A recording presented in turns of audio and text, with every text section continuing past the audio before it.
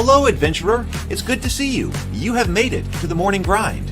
Welcome, welcome. It's the live stream at the beginning of the Geekverse, where we talk about all types of topics in geekdom, gaming, and fantasy, with an emphasis on being constructive and creating the things that we want to exist in the world. It's all on the grind, Sizemore.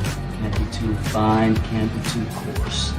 That's exactly right. There are a lot of adventures to be had today. Dungeons to explore and monsters to slay, and who knows what a random encounter might send our way. That's why we have to prepare. So settle in now for the morning grind with your favorite beverage in hand. Tea? Or maybe something a little stronger. I've got a few bottles of the old Wynyard left. Whatever you want. Pull up a chair. Dude. If you're feeling fancy, how about a cappuccino? Or a frappuccino? Or how about an espresso? Just tea, thank you. Sounds good to me, Gandalf. Whatever you want. I'm just glad you're here. Everyone is welcome. You can just watch if you want. You don't have to worship anything you don't want to worship. Thank you, Mike. But be forewarned. Sometimes we get really strange characters around here. Wait, what's that you say? Why can't you come and be a part of the stream? My wife would disown me. Oh no, I bet she'll be fine with it. Come on in. Am I scared for my safety? No. What are we supposed to do? Everybody do the secret handshake.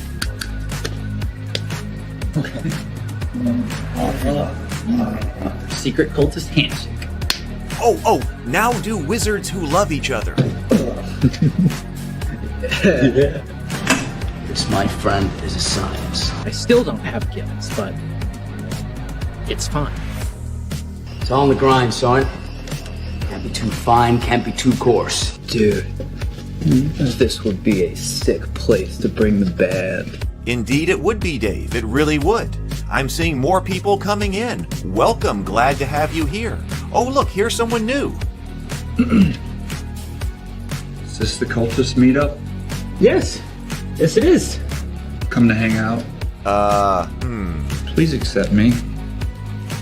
I have nothing else. Okay, we accept you. Everyone's welcome here. Brought some snacks. Well, that makes things even better. You want some coffee? I don't drink coffee. You sure? It's cultist coffee. What makes it cultist coffee? I'm a cultist and I'm drinking it. Oh. Then I'll have some. What exactly is going on here? I'm seeing more people coming in. Welcome, welcome. It's so great to have you. Oh, and look, here comes another stranger. Can we help you? Yes, fellow cultists. I could really use some food. Oh yeah? Welcome. We have donuts. Oh, it's me. I'm glad I'm here. I'm sure you have a few questions for me, though. What's your name? Who do you work for? What god do you worship? Great questions, Rob.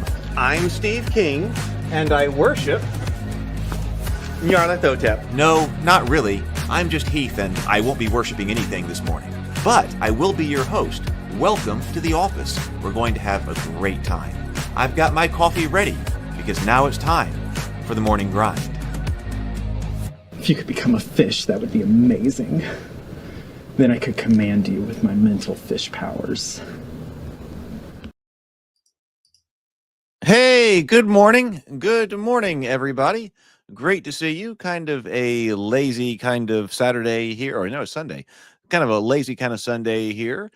Great to see everybody. Welcome to my home. Welcome to the office, and welcome to the morning grind. Inner Light's here. Welcome, Inner Light. It's been a while. Great to see you. BGD and Better with Bacon. Dave here. Brett. Good morning. Good morning. Good to see you in the chat. Good morning. And Mike is here. Good morning. So today I thought that we would take a look at have a little bit of a design stream, at least brainstorming some of the different things that could happen if we wanted to kind of take all the different kind of lessons that we've learned from all these different game systems that we've been looking at and kind of put them into a single kind of system here that's perhaps built off of like OSE. Because like when I was designing for that one felt kind of closest to the metal of the game engine to build on top of, rather than trying to do something like, something like Pathfinder would be on the other extreme from that. And like, what do we like, and could we put those together? because I think the time for that has really come. I'm still waiting for books to ship for the Kickstarter. So, even trying to do print on demand books, well, okay, it takes a while. But so I'm still waiting for that. I did see that 2 more people filled out their pledge manager, so I'm going to have to see what they got and inventory shirts and things like that. So I may be doing that today, tomorrow, and or at the latest Tuesday. Get those in. So anyway, we just continue to wait on that. But when they ship, I will have them here, and we will ship them out. So that's taking so long. I suppose that there won't be another project until next year. But I was trying to think of what that's going to be. I was trying to decide what am I going to be doing next. And there are a lot of different possibilities, but really the main thing is that I've got to get some Rabavania stories out. So I've been working on one, and of course we've done a lot of work on the Rabavania World Primer, especially with Index Card RPG, thanks to BGD. So that I've started actually laying that out. I put that into a file and started trying to come up with a layout, which can take a while. So that's going to take a while. But I also realized it's also probably time to do some kind of work on some type of adaptation or something like that. I do it all myself. Innerlight says, do you have someone manage your Kickstarter, or do you do it all yourself? Nope, I do it all myself.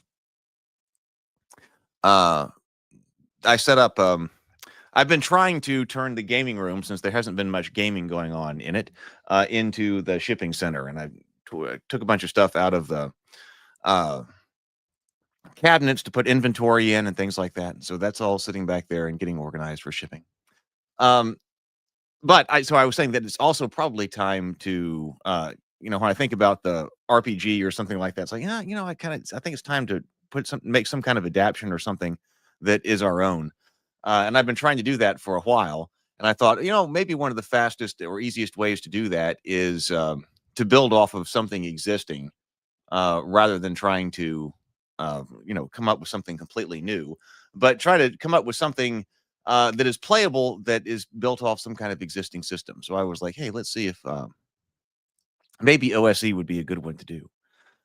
So that's kind of the plan is for the next Kickstarter to be next year, maybe in something about like 90 days or something like that, maybe at the end of January, which means there's a lot of work to do because I want to get those book proofs done, like for a story and things like that. That way we're not waiting like we are now, that, okay, we're done, but we just got to wait for these things to print.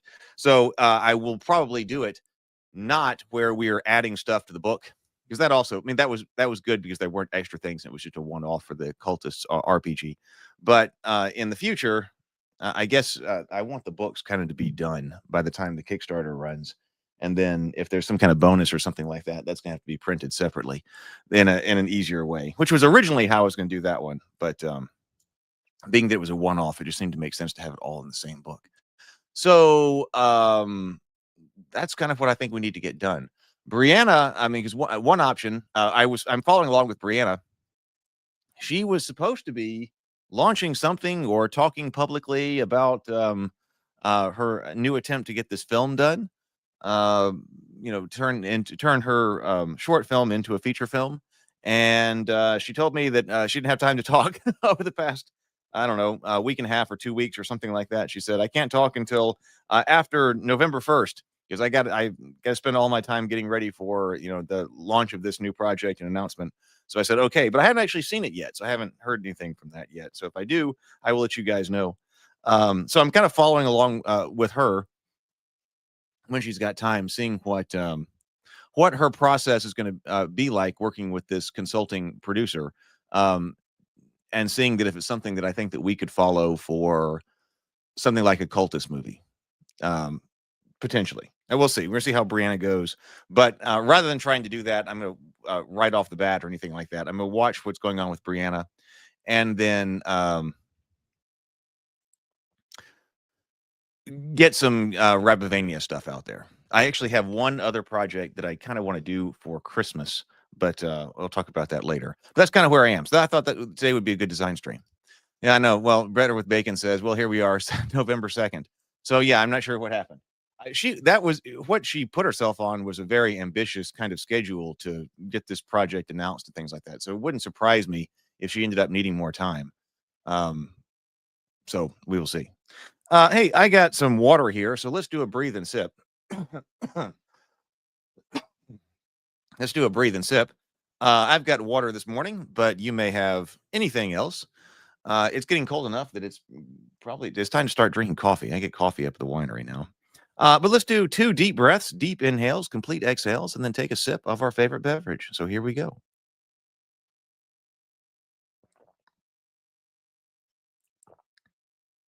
Oh, I didn't breathe. I just sipped. Okay, here we go. Let's breathe.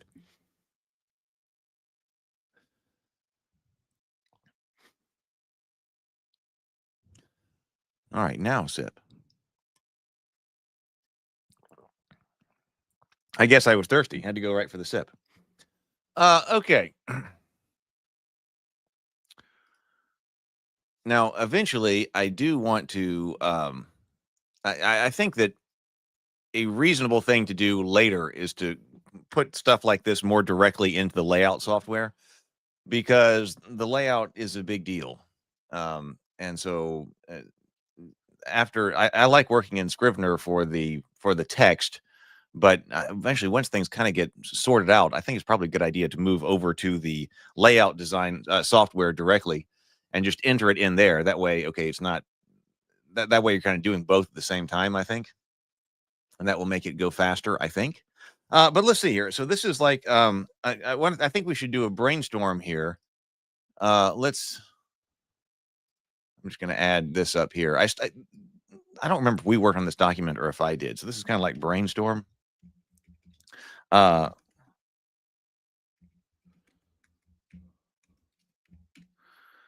RPG. Let's see. Do I need to increase the magnification? Oh, it's easier for you to read. There we go. RPG brainstorm.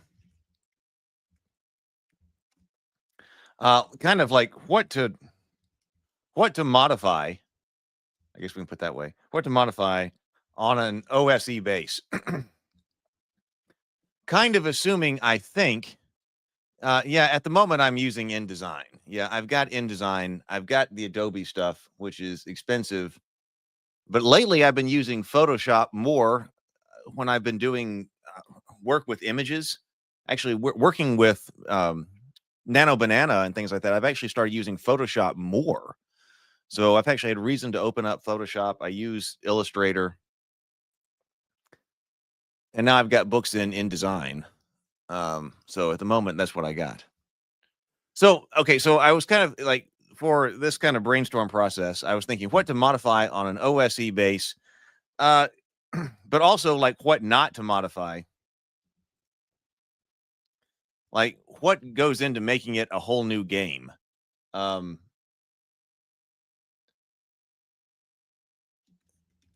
to me, that's like basic action resolution. Because once, we've got kind of an action resolution system kind of shelled out. But, that's kind of a big thing. That's one of the big things that requires a lot of play testing. It's like, your action resolution systems. Okay, I guess we'll put what not to modify first. But at least this is what I was thinking. Like, what is staying the same in order to kind of, that you're just adopting, whether or not it's perfect or not. Basic action resolution system, the core stats. I mean, so at the moment, that's the classic 7 Dungeons and Dragons statistics. Are they perfect? I don't think so, but they are commonly used all the time, and that's everybody knows them, and I mean they're perfectly serviceable, I think. Oh, well, let's just say core fantasy, or standard fantasy. It can be modified from there, but like what kind of like standard fantasy kind of thing here? Core stats. I was looking back over that, and I kind of that OSE has all of the classic saving throws. which I'm not a huge fan of. But on the other hand, that's kind of a core thing. And then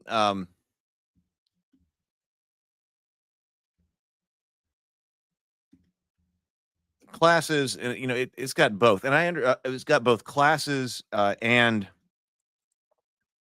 race, and race as class. OSE just has race as class, which I am fine with.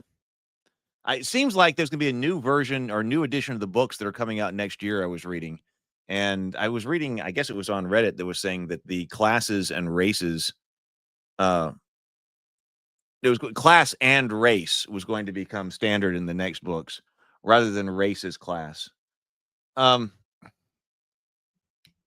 Basic polyhedral dice.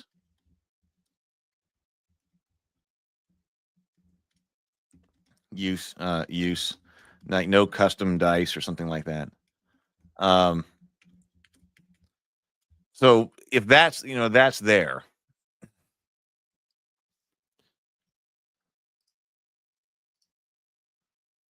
I know. So Affinity 2, I heard about that. There's something going on because that was one that you could buy or something like that. And you could also just buy it. You didn't have to subscribe, but now something's going on over there.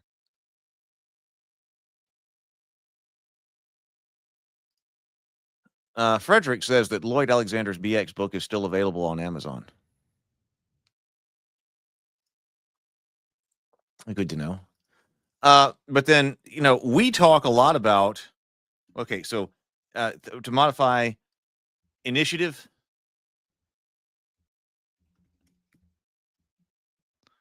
I've got kind of a system that I like there. We talk a lot about, and I think that this would work pretty well, that this is damage by class.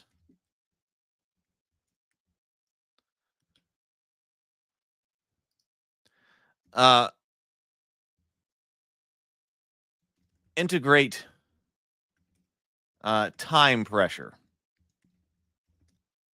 And this is into the game in different ways. Something like I was reading about this underclock thing. Integrate time pressure into the game. And this, and I guess this is more of a design philosophy or thing here, but promote non-optimal play.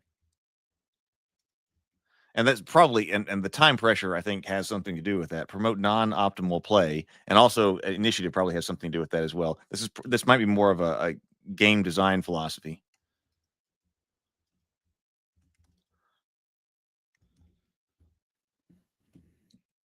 than anything, which is kind of counter. It seems like that is counter to what Draw Steel was doing.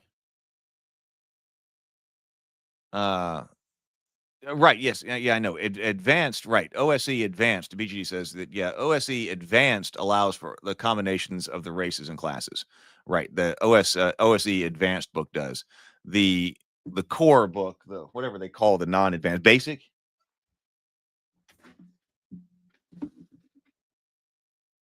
Or classic. Yeah. Classic is race as class. So what's in the standard, I think is going to, what's in the advanced is going to become the new standard, it seems like, next year. But yeah, it has both. So this does have both. For the easiest thing to do is just go races class. This is easiest.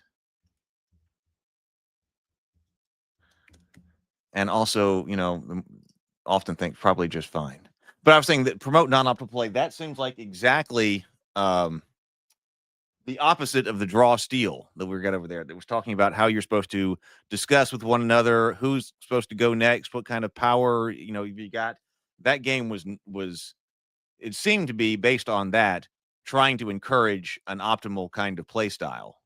Or what should you do? Okay, everybody discuss and who goes next, and I've got this power and I've got that power. So rather than that, promote non-optimal play. Especially in something like battle, especially in battle, when time pressure is a thing. Inventory and equipment.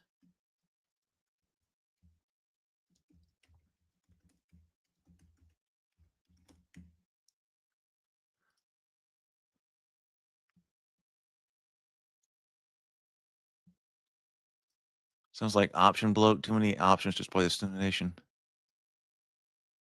Keeps racial.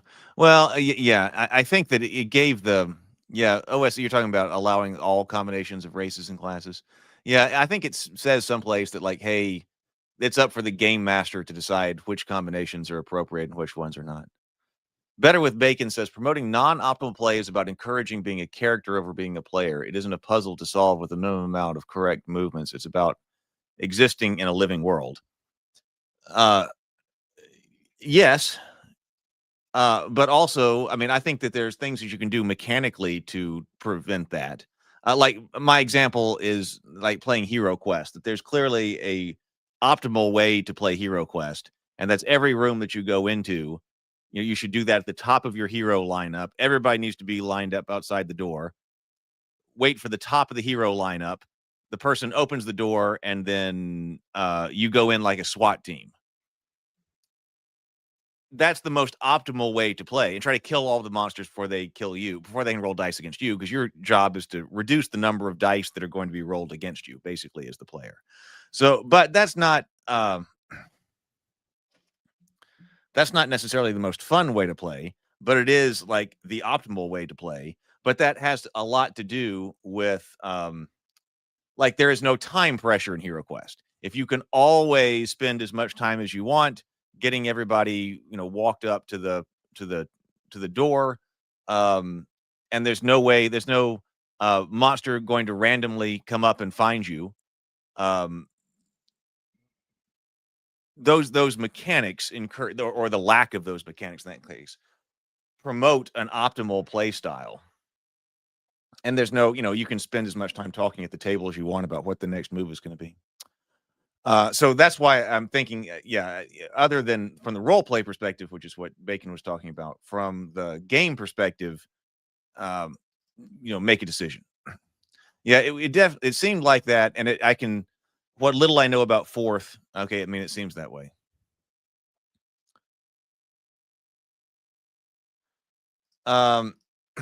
So what other kind of what does this well? Okay, I want to say, I mean, so with initiative, what kind of games do we have that do this well? So this is okay. Random cards here do this. No rolling for initiative. Start with action. Do we have an example of damage by class? I started working with that a little bit. I'll show you down here a little bit. Damage by class, but this also means weapon options. Then also something about spacing. What am I trying? Distance and location. Abstract versus grid. You know, there's a lot of good ones that are doing abstract kinds of things. It may be too much at the moment to try to get into, okay, you know, what are you supposed to be doing on a grid? But damage by class. So I know Better with Bacon, you're a proponent of that, but who is doing that well?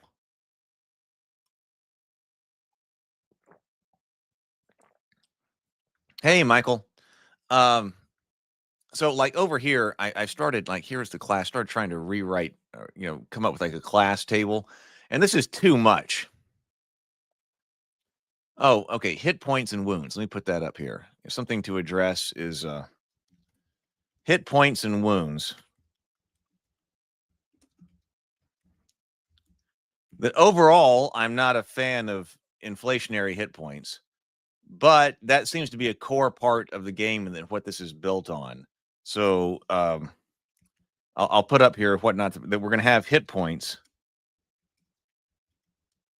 increasing by level.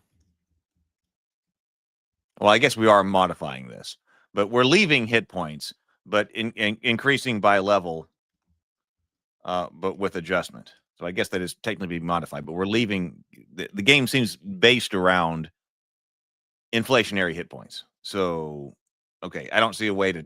I don't see a way right now to go. You seem like you'd be getting way far away from it if you went and tried to rip out inflationary hit points from like OSE, but with modifications. So this could be like a stamina wound system. Let's see.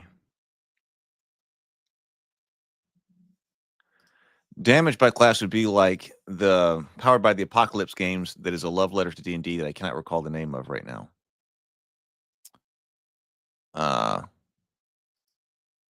Dungeon World? Roe Deer Games asks Dungeon World. I've read it's been a while since I've read Dungeon World. But where was I going with that? Okay, so like right over here, as far as damage by class,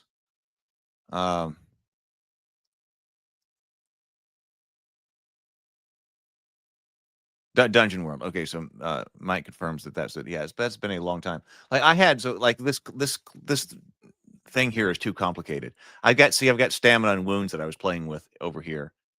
Okay, to hit modifiers, which I think that an idea over here would have an option. Let me go back over here.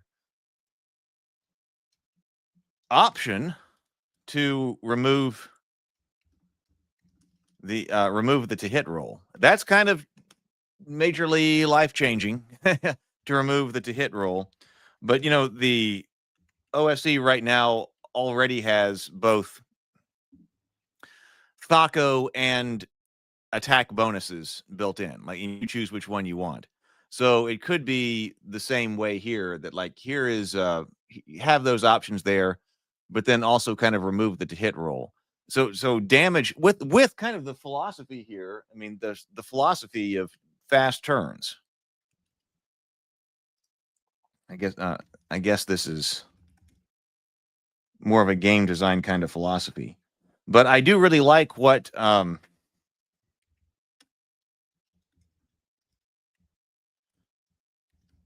lot of the philosophy of Nimble. Like when we were reading the Nimble game design information, there was a lot of that in there. And, he was very much about, okay, let's cut down all of the different, think about how many different things you have to do in order to resolve a certain thing.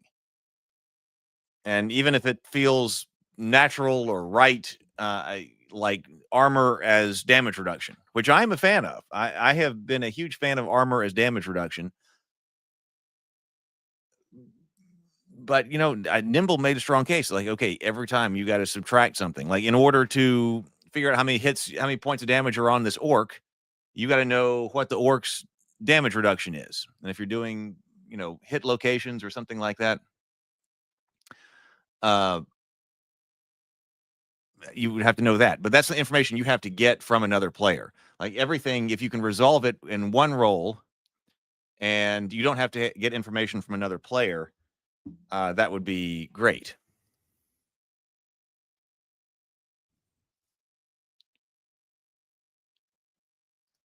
Well, I mean, what is it that is being saved around here? I was trying to come up with this is what kind of this list was. Like, what kind of core things are probably being stayed? Like, it would, to me, a part of being a whole new system would be adjusting your basic action resolution mechanics and things like that. You're keeping the core stats, saving throws, the races and classes. So to me, that's a lot of what the core system kind of is.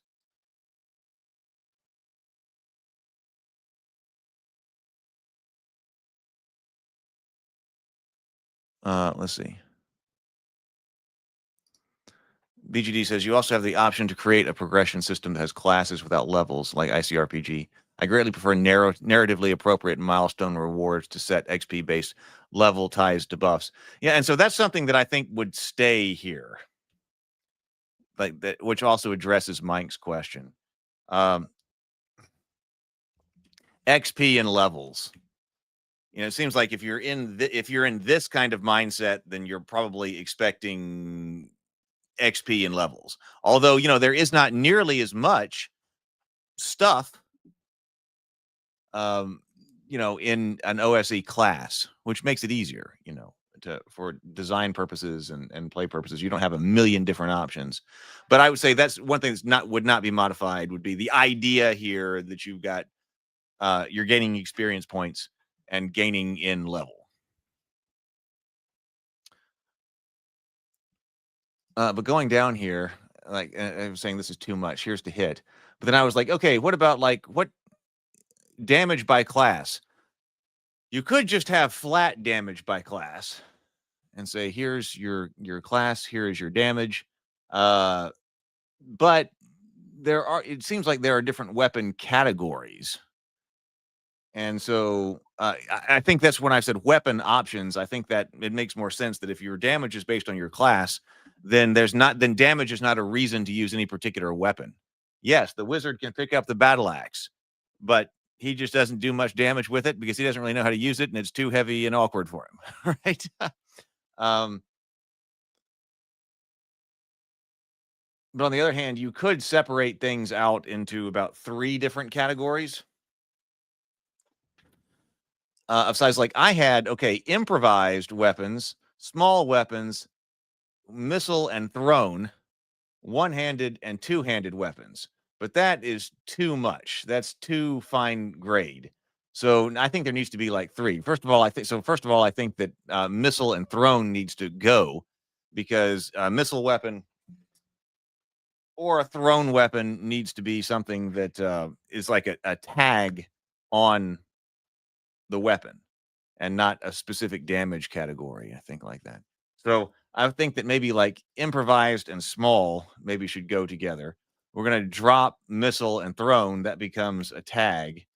And then that gets one-handed weapons and two-handed weapons. So that reduces that to 3. So there's some kind of difference there. Hey, Tomocrat.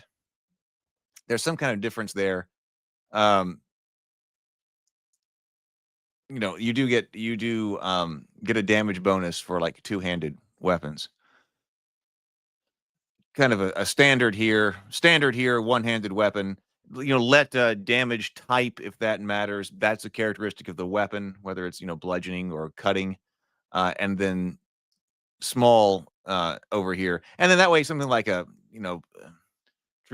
slings can hit pretty hard, but traditionally in RPGs they're the lighter hitting missile weapons. So then you say, okay, so a sling uses improvised or small damage at range, something like that.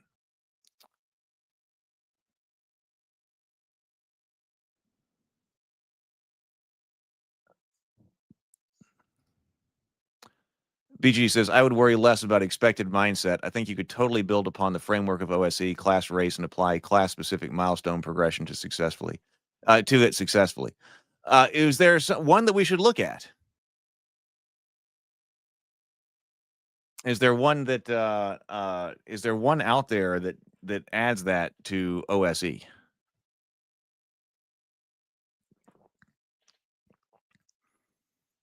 Because that would be something we need to look at.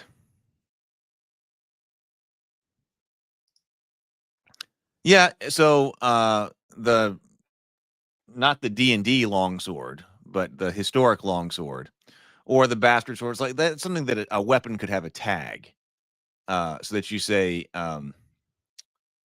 this one's versatile. Don't they use the term versatile? I think in 5e you have a weapon tag that's versatile, so you can either use it one-handed or two-handed. That would be something from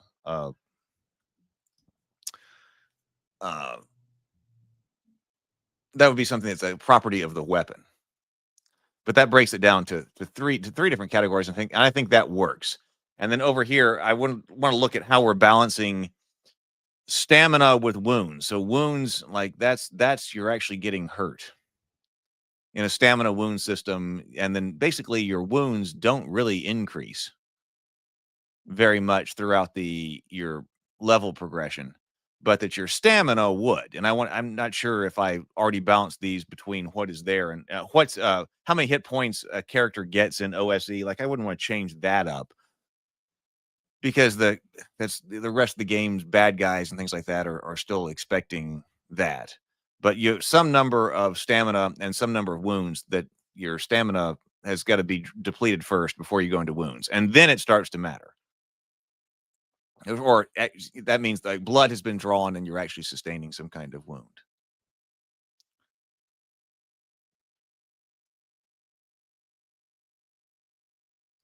So over here,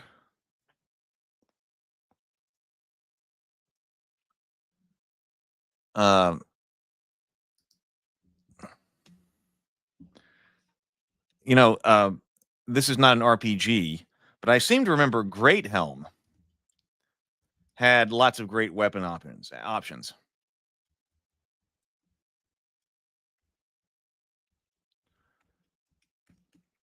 There was a game as well that also did skills well.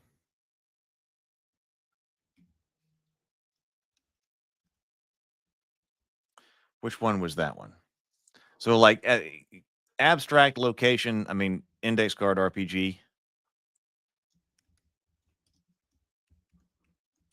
Abstract distance.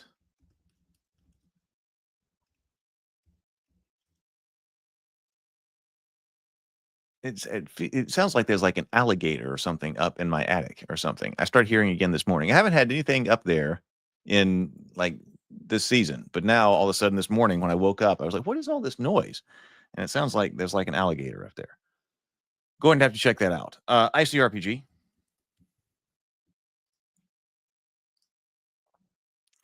Okay, so BG says, I know the original ICRPG Worlds published alongside Core 2.0 included a fully expanded milestone progression system called the 5 Paths, which were more tied to alignment than in class. Huh.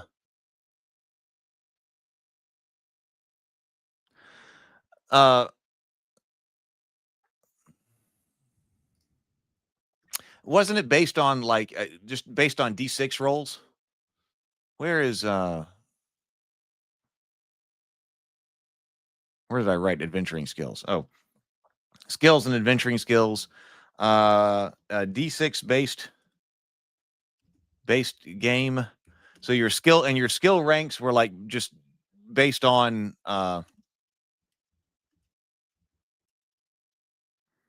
you know, an X in 6 chance.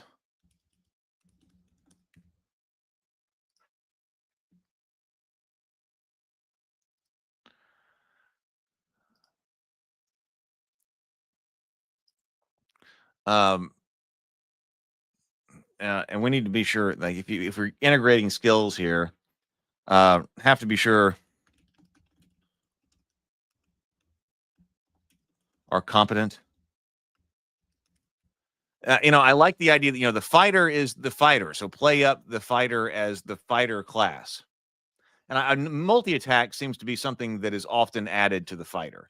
So the fighter multi-attack, when exclusively attacking foes of 1 hit die or less in a turn, the fighter may make a number of attacks or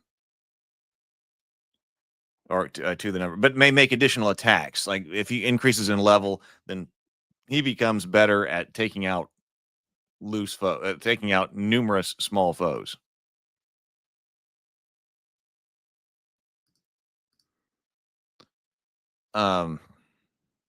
So that leaves the thief so if the fighter, you know, small number of classes, especially in the beginning, and make sure that each one of them does what they do well. So the fighter, that person needs to fight. The mage, that spellcaster, the cleric is the hybrid, right? And then the thief is the skilled person. Have you know, make sure that that person is the one that you can play up in skills, and then potentially make some kind of customization. You know, are you more ranger like if you've got, you know, certain skills, or are you more something this could be renamed rogue or something like that. But small number of classes there, at least to begin with. And that's why I also think that putting this later into design software, it'd be like, okay, what would this look like in 48 pages? Could it be done in 48 pages? I don't know. But that would be great if it could. But so like what other things need to be addressed? Of course, I guess healing goes along with hit points and wounds. You know, time pressure. So there are these underclocks the underclock, or that says unclock.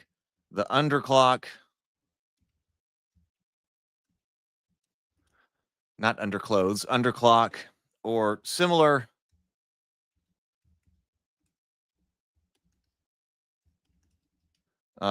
similar mechanic for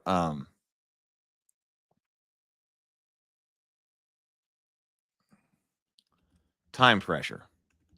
I've seen a couple of different ones about that. I'm gonna have to look up the underclock. That comes from someplace to find out exactly what that was when I wrote that note down. But also, I think we've looked at the Angry GMs information about kind of the same kind of thing, like rolling or keeping some type of stack of dice every time that they perform actions or long actions or whatever, to make sure that things stay dangerous. Like you can't just rest or whatever. Tomocrat says that OSE is one of my faves. Oh, good. Basically D&D Basic 2.0. You could drain stamina. Well, but if you're removing something like Mike says, you could drain stamina as the fight goes on, creating a time pressure, or at least a choice to take a breather turn. You could do that. There is now there's an index card RPG element about like recovery, right? Something about a con roll and getting points back. I forget about that, but there was something like that there. But on the other hand, like we said, that if there's no missing, if you take an optional rule and you take out the D20 roll, so you don't have the to hit roll, people are going to be losing stamina anyway because of the battle. Those hit points are going to be ticking and going downward. So that does put a timer on the battle.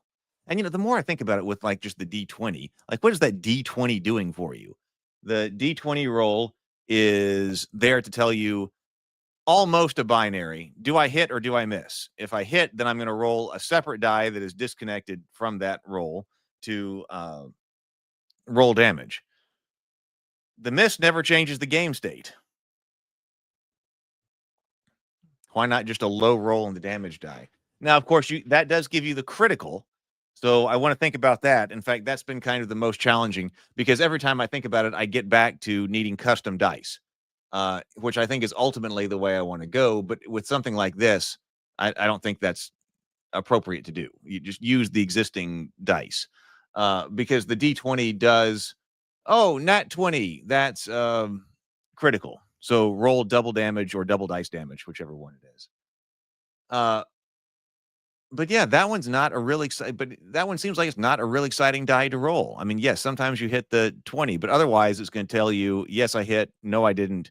Now roll disconnected hit points. If your attack is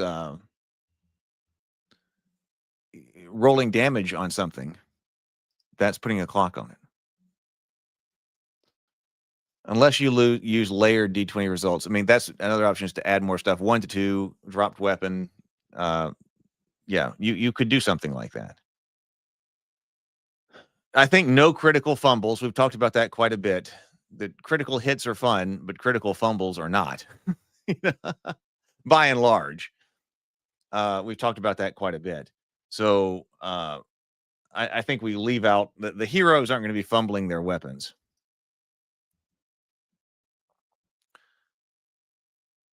The Angry GM also had something. Also had a clock mechanic.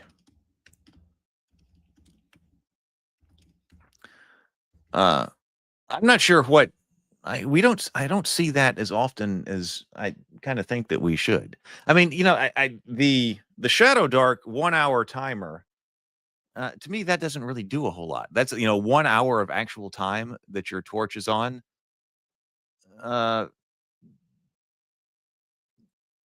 That's I don't know. That seems like okay, so some kind of recognition about time pressure in the game, but I don't know that really works all that well. I mean, to do that as far as applying time pressure. Who did inventory, equipment, and encumbrance the best? I want to say that my favorite there to be read was Torchbearer. People said go to Torchbearer, and I agree. Torchbearer had great stuff, and key point was one of the key points. One key point was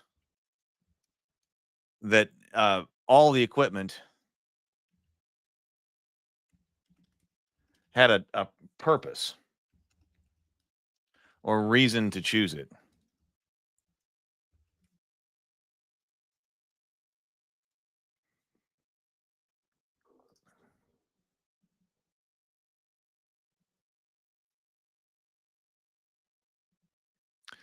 Critical fumbles may not be fun, but they are realistic, I think, and actually should show how dangerous combat can be.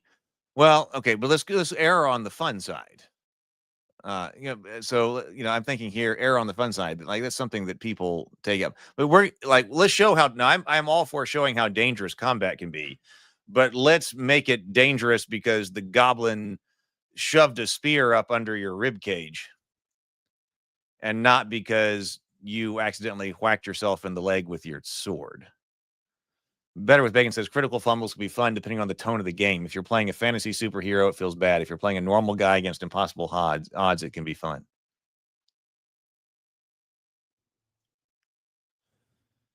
Is this during combat? Michael says. So Open D6 has the wild die, which either reduces your total or causes a negative or positive effect based on rolling 1 or 6, respectively.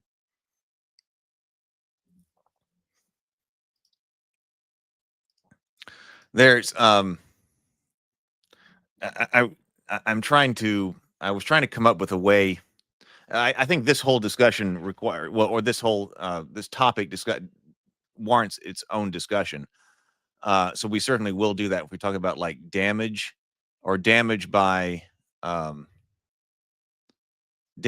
class. The one problem that I'm having, so this is the problem that I'm having here. But I haven't thought about it too long, but maybe we can come up with it here. It's like, let's say that you do just remove the D20 or have the option of just removing the D20 roll. And when you attack, you're just going to roll damage against it. So low roll damage is, light effect, whatever. But so an easy thing to do for your critical is to say that the dice explode. So if you roll the highest value on the die, then it explodes. And you keep rolling. So that preserves the fun part of people like I rolled a natural 20. All right. But see, sometimes you roll that natural 20 and then you roll damage and your damage is still low. And we've said that before. To me, that's a bad thing. If you hit that natural 20, that's supposed to be a critical hit. You need to be doing more damage. And so that's why a common house rule there seems to be let you do maximum damage on the die and then roll again. Some people would just say maximum damage. I think we talked about that. Just make the critical hit be maximum damage. Other people, and sort of more in keeping with the double damage, which is what I was doing, is get with my nephews, do maximum damage and then another roll. So you're going to be doing that.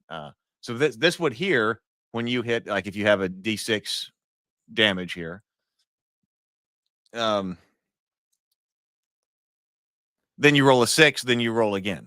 And this is a little bit more GURPS-like. It's not exactly GURPS-like, but one of the things I like about GURPS is that GURPS has your damage as a function of your strength. When you're doing damage with physical weapons that are based on your own strength, you have a swing and a thrust damage, and then the weapon modifies that damage. It's the reverse from Dungeons and Dragons, where you have the weapon has a damage characteristic that's slightly modified by your strength. It's reversed in GURPS. That GURPS, the strength gives you your damage, and then the weapon slightly modifies that.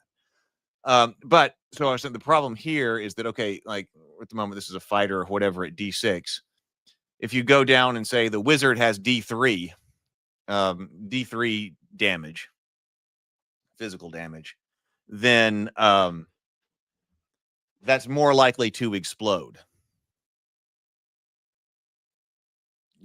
Which I think is fine, because with a wizard with a dagger could still, jam the dagger once in a while up the goblin's throat, or up behind, take him out here, and could roll with a series of penetrating rolls or exploding rolls, whichever one you call them, and kill the goblin and some guy. That's fine.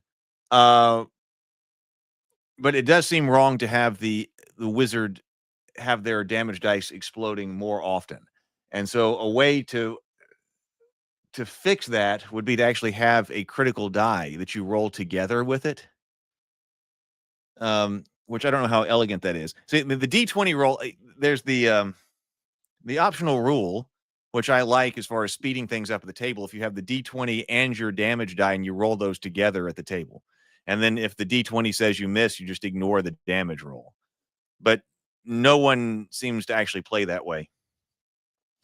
That you roll the D20, and then if you are successful, then you pick up another die and then roll that.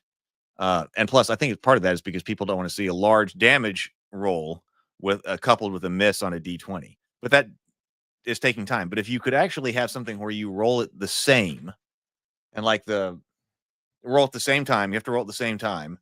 And if you're maybe the crit die is always a D8 or something. But then by class, your crit number changes. So the wizard is an 8. The cleric is 7 and 8, or the fighter is a 6, 7, and 8, or whatever it is. So that if you see that on the crit die, then you roll again, regardless of what the damage die was. Did I just freeze?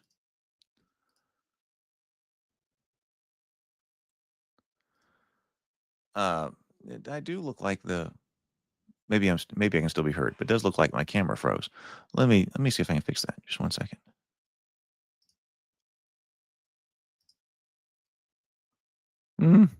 Well, we're not going to be going for that long anyway, so much more. So let's just keep rolling. Dave says the hardest thing for me to designing out is once a PC closes with an enemy, they just stand there trading dice rolls until one is dead. And that would be really nice to not have that happen. I agree. And especially if you're trading dice rolls and you can just roll misses all the time. Also, Inner Light is still advocating for the critical fumbles, which is fine. We got critical fumbles. Inner Light says, also, you can make critical fumbles not result in hitting yourself too often, but a different assortment of effects. I mean, you could, right? Yes. I mean, think about MERP with its critical fumble table. I guess a lot of those do damage, but some do damage to other people and things like that. Could enemy crits make players fumble instead of increasing damage? Yeah, that's another question. It's like, do the enemies get to crit you, or do you just have just the main bad guys, the big bad guy and his lieutenants do critical damage, but maybe not all of the thugs? Oh, this is a great point. Tomocrat says, agree with Bacon about the fumbles. My only beef with fumbles is when multi-attack comes into play, basically increasing a skilled fighter's failures.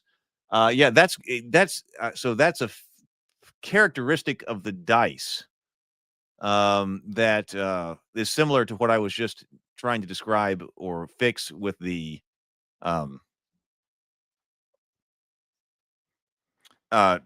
explosion and like a critical die or something like that. Because yeah, if it's a flat 1, if you're rolling the D20, it's a flat 1, then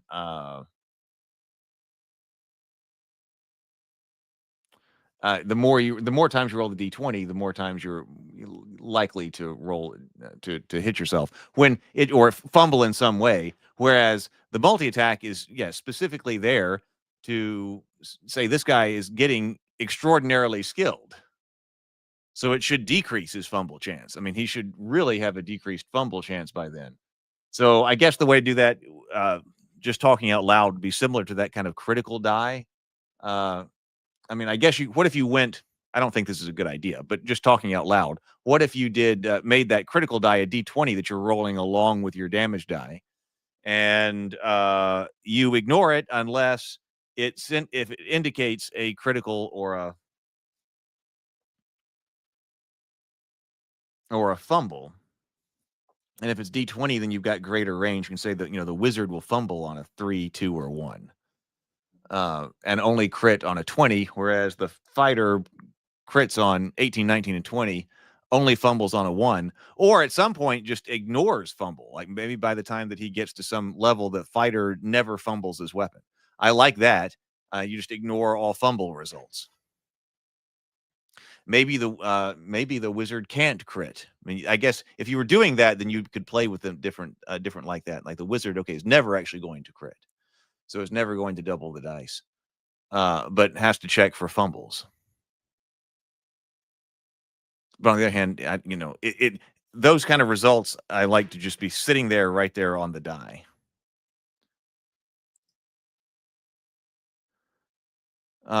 I like that in GURPS. Savages does, I think this is talking about the damage right here. Savages does the same thing generally. Damage dealt in melee is equal to 1/3 of current body points.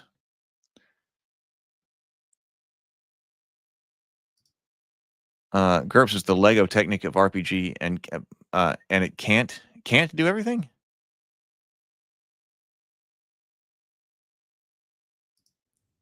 Michael says damage multiplier by success level.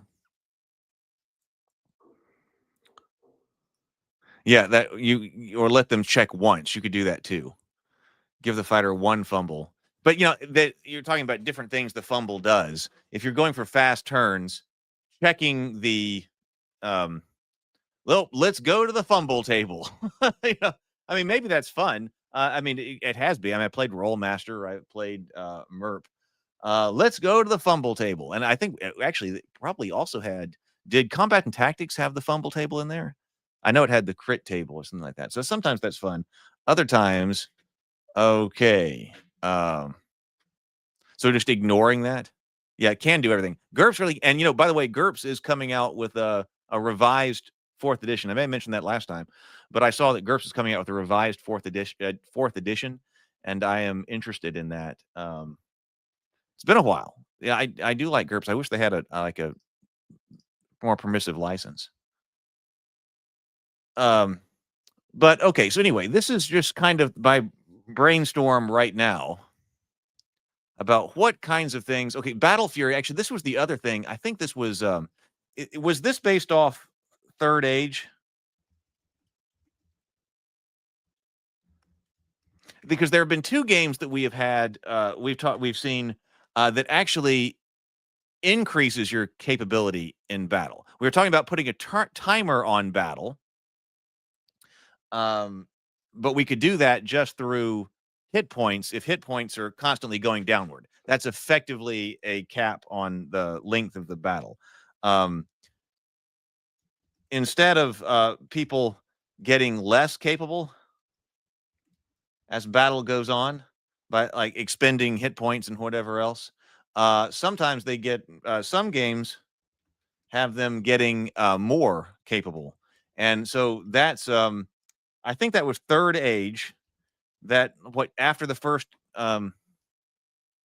we looked at this when we were talking about how do we fix all the misses in like AD&D, that has a +1 to attack. It just had a +1 to attack every round. But then also, so Draw Steel, excuse me, has it's not your stamina, but it has your mana reserve. Of course, everybody's got some type of reserve. So it's not mana for every class, but some kind of that increases as damage as battle goes. As damage goes, as battle goes or lasts, increasing your ability to do major to use your big skills, your big attacks or whatever. So you can't use those at the beginning of combat. So it's kind of reversed. If you actually have a static mana that you're going to drop, then okay, at the beginning of battle you can use all of your biggest stuff. This is reversing that you start with 0, kind of like rage or battle, whatever, and then as the battle goes, you get more of this and you have access to your bigger attacks in turn 2, 3, and 4, right? There, escalation die. Yeah, what did I call this here? Battle Fury? I don't know where I got the term Battle Fury. This was just some notes I was taking a while ago. So this was called the escalation die. I think that's what I was thinking about here. This is the escalation die.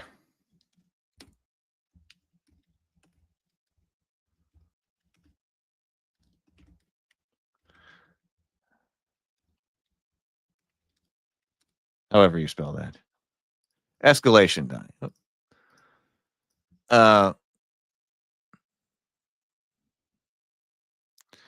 If the hit roll is removed, would that mean jumping to a new system chassis like Nimble or something? I'm wondering if you could just put it in as an optional rule. Like OSE already has either use Thaco or use ascending hit point bonuses, ascending bonuses to your hit roll. Can you just say, here's an optional way to do this as well? I'm wondering about that.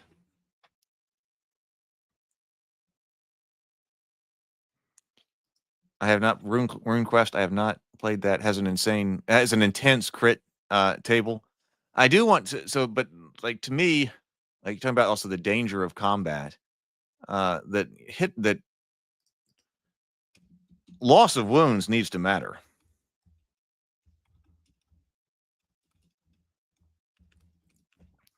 Armor. I guess the last thing, we've been going for an hour, and there's things I do have to do today. But armor. How to handle that?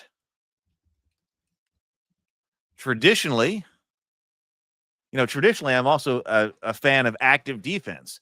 But I think with this kind of game design philosophy, having an active defense is not something that you would have, because it at least doubles the number of dice, or potentially, well, if it's only one attack roll and you got a defense roll, you're doubling the number of dice rolls to resolve everything.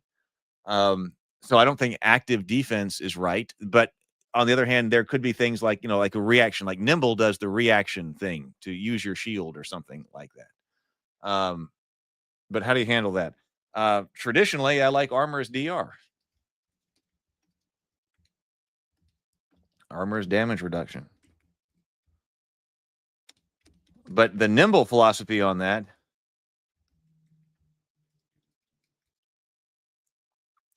is why make you do subtraction for every single attack you make?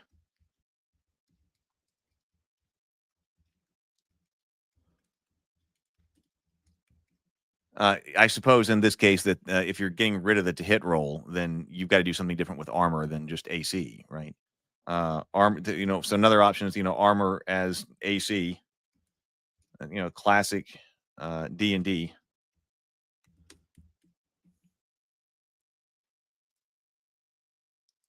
But also, we talked about this when we were looking at Nimble, just like the assumption of a certain armor characteristic of the opponent.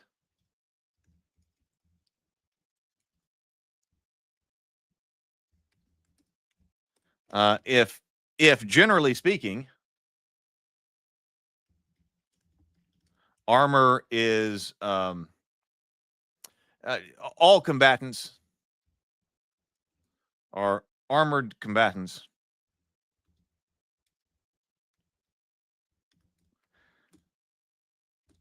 Why not just build that into the system rather than, it goes back, why are you making a subtraction? If in general, if you're going into battle, you've got an armor value of 3 or 4.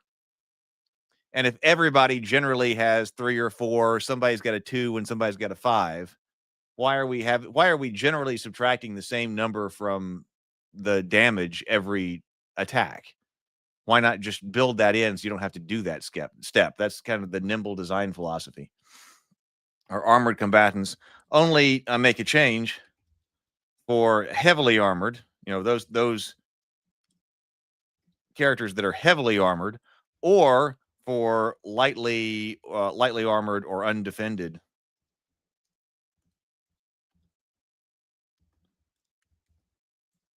Undefended characters, which I kind of am liking. I kind of like that idea because it's like, hey, we're just going to assume that, like, if you're down here in this dungeon, that all of you guys are armored to some medium level, and that all of the bad guys are armored to some medium level. So let's just build the game with that assumption. And if that changes, then changes something else, rather than saying, hey, no, we're building this combat system, assuming that everybody's just standing there in their summer clothes, unarmed and unarmored. And then we're going to add on different bonuses and whatever to all these different roles as that changes.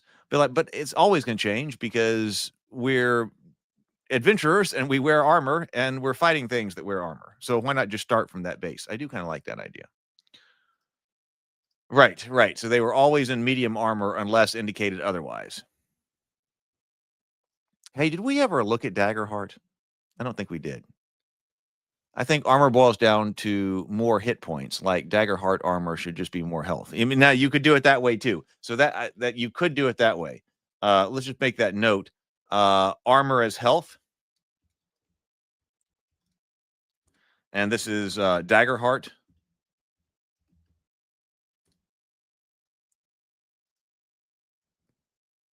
So that could be too. So that's using the armor as health kind of situation.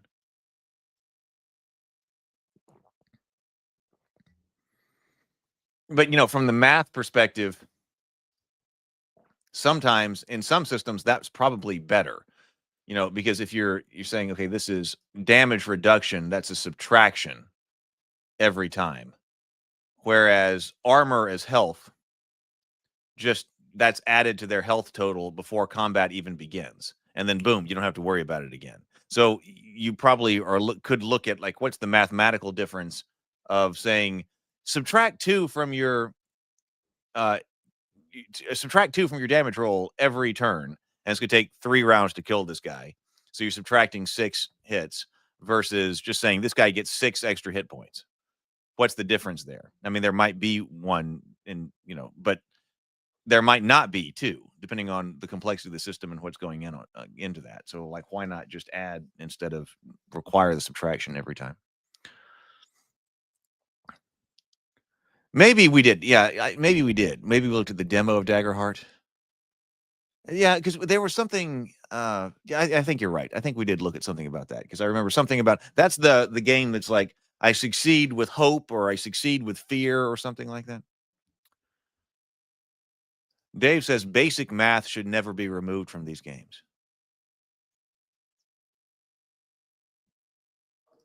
But no, so Road Deer is exactly why have more things to fiddle with if you can just if you just need to swing more.